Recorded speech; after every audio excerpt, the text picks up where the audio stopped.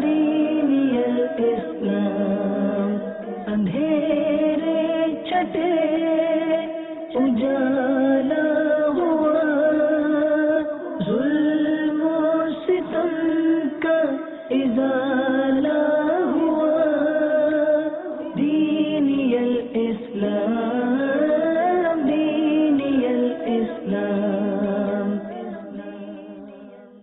الحمدللہ رب العالمین والصلاة والسلام علی سید الانبیاء والمرسلین، اما بعد فاعوذ باللہ من الشیطان الرجیم، بسم اللہ الرحمن الرحیم۔ پڑھیے الصلاة والسلام علیک یا رسول اللہ وعلی آلک واصحابک یا حبیب اللہ، الصلاة والسلام علیک یا نبی اللہ وعلی آلک واصحابک یا نور اللہ۔ سرکار دو عالم نور مجسم شاہ بنی آدم رسول محتشم صلی اللہ علیہ وسلم نے ارشاد فرمایا، جس نے مجھ پر ایک مرتبہ درود پاک پڑھا، اللہ عز و جل اس پر 10 رحمتیں نازل فرماتا ہے، اس کے 10 گناہ مٹاتا ہے اور اس کے 10 درجات بلند فرماتا ہے۔ صلو علی الحبیب صلی اللہ تعالی علی محمد صلی اللہ تعالی علیہ وسلم۔ میٹھے میٹھے اسلامی بھائیوں اور مدنی چینل کے ناظرین، گزشتہ سلسلے کا اختتام ہم نے ملک عرب کی تقسیم پر کیا تھا اور یہ بھی عرض کیا تھا کہ آئندہ سلسلے میں ہم مکہ المکرمہ کی تاریخ اور خانہ کعبہ کی تاریخ آپ کے سامنے بیان کریں گے۔ آج انشاءاللہ انہی امور پر ہماری گفتگو ہوگی۔ مکہ المکرمہ وہ عظمت والا شہر ہے جہاں پر اللہ کے فرشتے حاضر ہوتے ہیں، جہاں پر ایک نیکی کا ثواب 1,00,000 نیکیوں کے برابر ہے، جہاں پر مسجد حرام بھی ہے، جہاں پر خانہ کعبہ بھی ہے، جہاں پر صفا اور مروہ کے مقدس پہاڑ بھی ہیں، جہاں پر جبل ابی قبیس بھی ہے، جہاں پر مقام ابراہیم بھی ہے۔ جی ہاں، اس طرح کی ڈھیروں معلومات انشاءاللہ آج کے سلسلے میں آپ کو بیان کی جائیں گی۔ قرآن پاک میں اللہ رب العزت خانہ کعبہ کی عظمت کو بیان کرتے ہوئے ارشاد فرماتا ہے، ان اول بیت وضع للناس للذی ببکۃ مبارکا وہدی للعالمین۔ ترجمہ کنز الایمان، بے شک سب میں پہلا گھر جو لوگوں کی عبادت کو مقرر ہوا وہ ہے جو مکہ میں ہے، برکت والا اور سارے جہان کا رہنما۔ خانہ کعبہ یہ وہ عمارت ہے جو اس روئے زمین پر سب سے پہلے تعمیر کی گئی۔ اس عمارت کو سب سے پہلے تعمیر کس نے کیا، پھر کتنی بار اس کی تعمیر ہوتی رہی، آج کے سلسلے میں وہ بھی انشاءاللہ ہم سنیں گے۔ سیدنا ابراہیم علیہ نبینا وعلیہ الصلوۃ والسلام نے اللہ رب العزت کے حکم سے حضرت سیدتنا حاجرہ اور سیدنا اسماعیل علیہ الصلوۃ والسلام کو اس جگہ آباد کیا جہاں پر آج خانہ کعبہ ہے۔ سیدنا اسماعیل علیہ الصلوۃ والسلام ابھی ننھے شہزادے تھے، دودھ پیتے بچے ہیں، کچھ ان کے پاس راشن بھی تھا۔ ابراہیم علیہ السلام ان کو چھوڑ کر جب جانے لگے تو بی بی حاجرہ نے ان سے عرض کی کہ میرے سرتاج، آپ ہمیں اس بیابان جنگل میں چھوڑ کر جا رہے ہیں جہاں پر نہ آبادی ہے نہ کوئی عمارت ہے۔ ابراہیم علیہ السلام نے کوئی جواب نہ دیا۔ پھر انہوں نے عرض کی، آپ اتنا ہی بتا دیجئے، کیا آپ اللہ کے حکم سے چھوڑ کر جا رہے ہیں یا آپ اپنی مرضی سے چھوڑ کر جا رہے ہیں؟ ابراہیم علیہ السلام نے فرمایا، میں تمہیں اللہ کے حکم سے اس جگہ پر چھوڑ کر جا رہا ہوں۔ بی بی حاجرہ فرمانے لگی، جب اللہ کے حکم سے چھوڑ کر جا رہے ہیں تو پھر اللہ رب العزت ضرور ہماری مدد فرمائے گا، وہ حامی و کارساز ہوگا۔ ابراہیم علیہ السلام وہاں سے چلے گئے۔ کچھ کھجوریں، کچھ پانی، جو بھی راشن تھا جب وہ ختم ہو گیا، اسماعیل علیہ السلام پیاس کی شدت سے تڑپنے لگے۔ سیدتنا حاجرہ رضی اللہ تعالی عنہا حضرت اسماعیل علیہ السلام کی پیاس کو دیکھ کر بے قرار ہو گئی۔ بی بی حاجرہ رضی اللہ تعالی عنہا کبھی صفا کی طرف جاتی، کبھی مروہ کی طرف جاتی، اس طرح آپ نے 7 چکر لگائے۔ حضرت اسماعیل علیہ السلام کے قدموں سے چشمہ جاری ہو گیا۔ جی ہاں، یہ وہی چشمہ ہے جہاں پر اسماعیل علیہ السلام کے قدم لگے تھے، جس کو ہم زمزم کہتے ہیں۔ یہ وہی زمزم ہے جس کو پینا بھی ثواب ہے، جس کو پینے سے پہلے اگر دعا مانگی جائے تو اللہ دعاؤں کو قبول فرماتا ہے۔ کچھ عرصے کے بعد اسی جگہ پر قبیلہ جرہم آ کر آباد ہوا۔ یہ قبیلہ جرہم سام بن نوح علیہ السلام کی اولاد میں سے ہے۔ اسی قبیلے سے حضرت اسماعیل علیہ السلام نے عربی سیکھی تھی۔ ابراہیم علیہ السلام کی زبان عبرانی تھی، اسماعیل علیہ السلام نے انہی قبیلے والوں سے عربی زبان سیکھی تھی، اسی قبیلے میں آپ کی پرورش ہوئی تھی۔ حضرت سیدنا اسماعیل علیہ السلام کی جب عمر مبارک 15 سال ہوئی تو آپ کی والدہ ماجدہ سیدتنا حاجرہ رضی اللہ تعالی عنہا کا انتقال ہو گیا۔ حضرت سیدنا اسماعیل علیہ السلام کا والدہ کا انتقال کے بعد ملک شام ہجرت کرنے کا ارادہ تھا، لیکن قوم جرہم کے بے حد اصرار پر آپ وہاں پر رک گئے۔ پھر قبیلہ جرہم نے آپ کا نکاح قوم عمالقہ میں کر دیا۔ بہرحال مکے میں جب کچھ آبادی ہوئی اس کے بعد حضرت ابراہیم علیہ السلام کو اللہ کی طرف سے حکم ہوا کہ خانہ کعبہ کی تعمیر کرو۔ حضرت ابراہیم علیہ السلام نے حضرت اسماعیل علیہ السلام کے ساتھ مل کر خانہ کعبہ کی تعمیر کی۔ جی ہاں، یہ وہی کعبہ ہے جس کے بارے میں میرے شیخ طریقت امیر اہل سنت فرماتے ہیں، وہاں پیارا کعبہ، یہاں سبز گنبد، وہ مکہ بھی میٹھا تو پیارا مدینہ۔ اللہ کریم ہم سب کو بار بار اس گھر کی زیارت نصیب فرمائے۔ سیدنا ابراہیم علیہ السلام نے اللہ پاک کے حکم سے سیدنا اسماعیل علیہ السلام کے ساتھ مل کر خانہ کعبہ کی تعمیر کی۔ سب سے پہلے خانہ کعبہ کی تعمیر حضرت آدم علیہ السلام نے کی تھی۔ اس کا واقعہ ہی بڑا دلچسپ ہے۔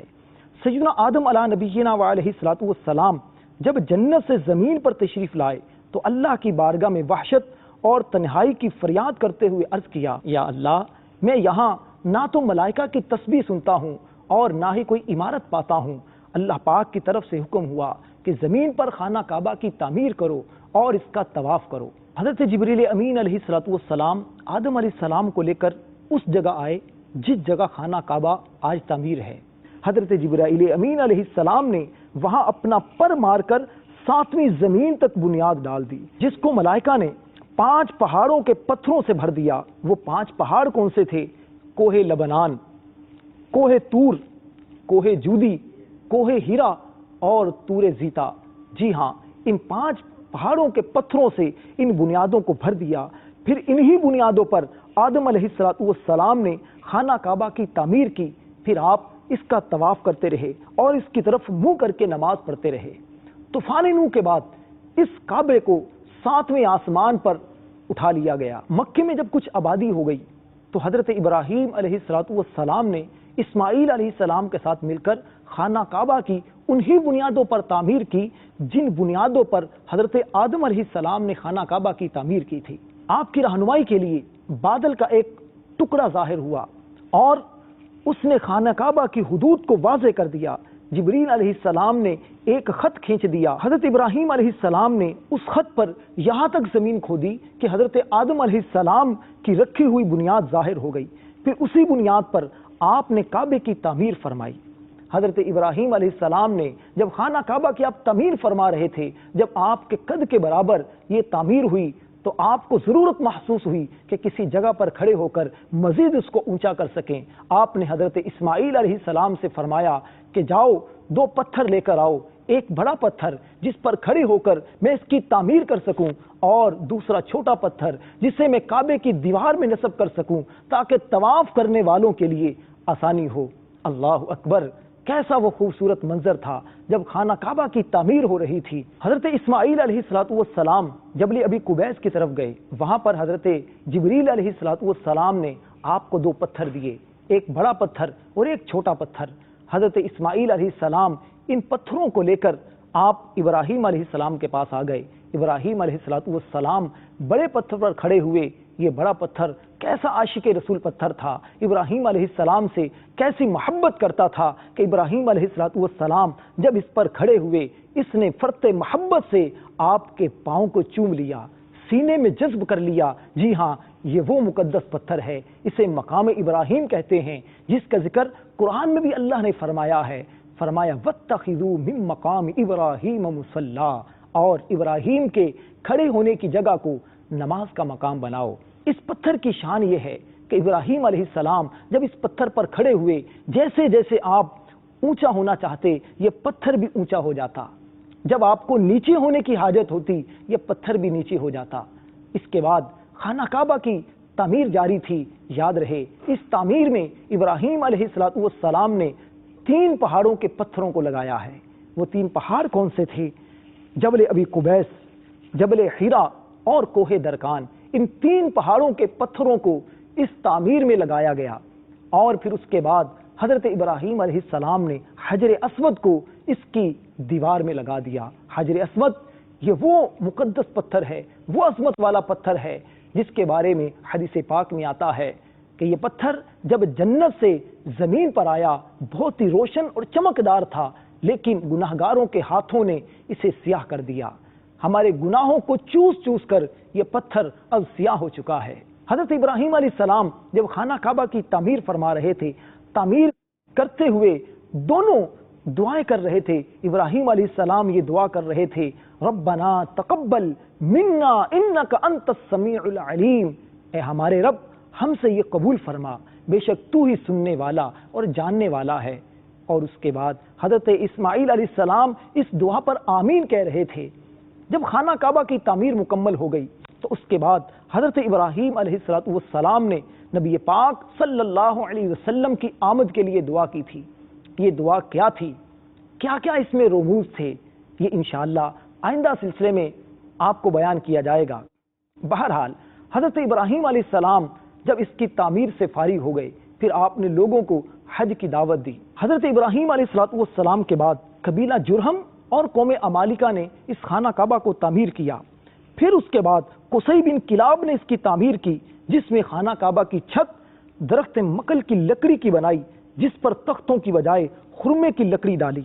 جب نبی پاک صلی اللہ علیہ وسلم کی عمر مبارک 25 سال کی ہوئی، اس وقت قریش نے خانہ کعبہ کی تعمیر کا ارادہ کیا۔ وجہ یہ بنی کہ ایک عورت جو اس کے اندر خوشبو سلگاتی تھی، آگ کا شعلہ اٹھا اور اس نے خانہ کعبہ کی دیواروں کو جلا دیا۔ جو چھت تھی اس کو آگ لگ چکی تھی، اور کچھ سیلابوں کی وجہ سے بھی یہ دیواریں شکستہ ہو چکی تھی، کمزور ہو چکی تھیں۔ نبی پاک علیہ السلام کی مبارک عمر جب 25 سال کی ہوئی، قریش نے فیصلہ کیا کہ خانہ کعبہ کی نئے سرے سے تعمیر کی جائے اور اس میں مال حلال ہی صرف کیا جائے۔ لہذا انہوں نے ولید بن مغیرہ کو عمارت کا امیر مقرر کیا، اور یہ طے ہوا کہ اس کی تعمیر میں صرف حلال مال ہی خرچ ہوگا۔ اس وقت مالداروں کے پاس سود کا مال زیادہ تھا، اس لیے مال حلال بہت کم جمع ہوا۔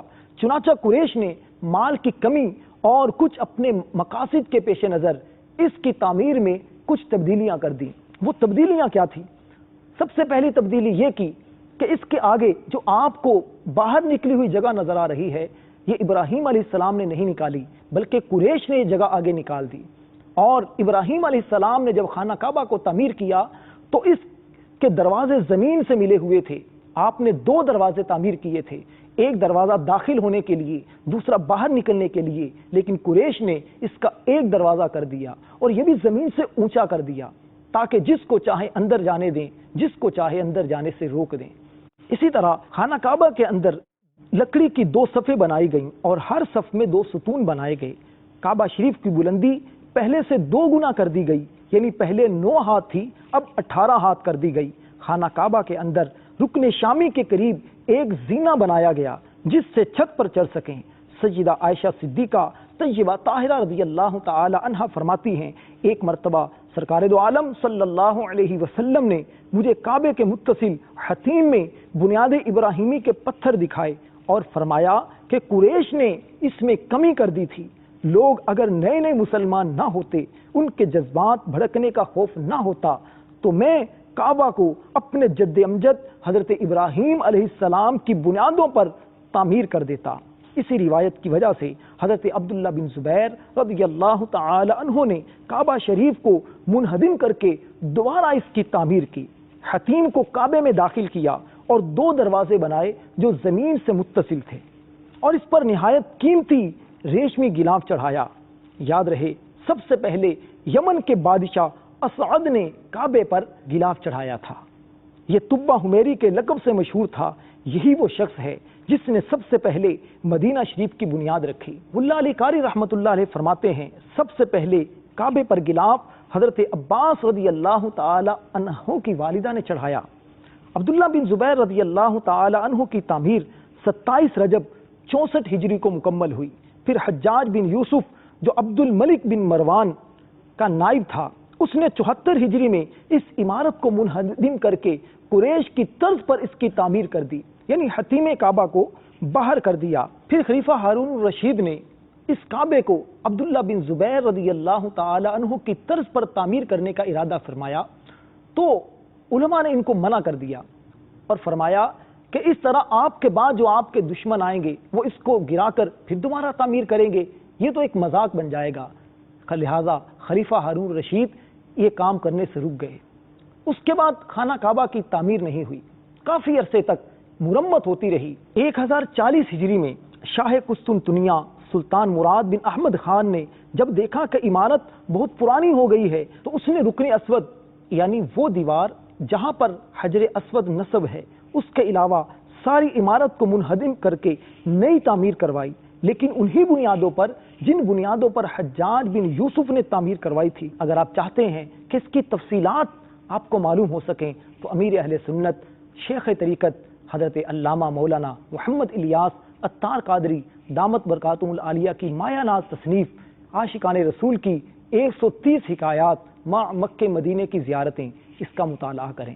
آپ کو اس میں مکہ پاک کے فضائل ملیں گے، مدینہ پاک کے فضائل ملیں گے، گنبد خضرا کی تاریخ ملے گی، اور سینکڑوں قسم کی معلومات اس آپ کو کتاب میں ملیں گی۔ میٹھے میٹھے اسلامی بھائیوں اور مدنی چینل کے ناظرین، انشاءاللہ آئندہ سلسلے میں ہم آپ کو سرکار دو عالم نور مجسم شاہ بنی آدم رسول محتشم صلی اللہ علیہ وسلم کے مبارک خاندان کے حوالے سے بیان کریں گے۔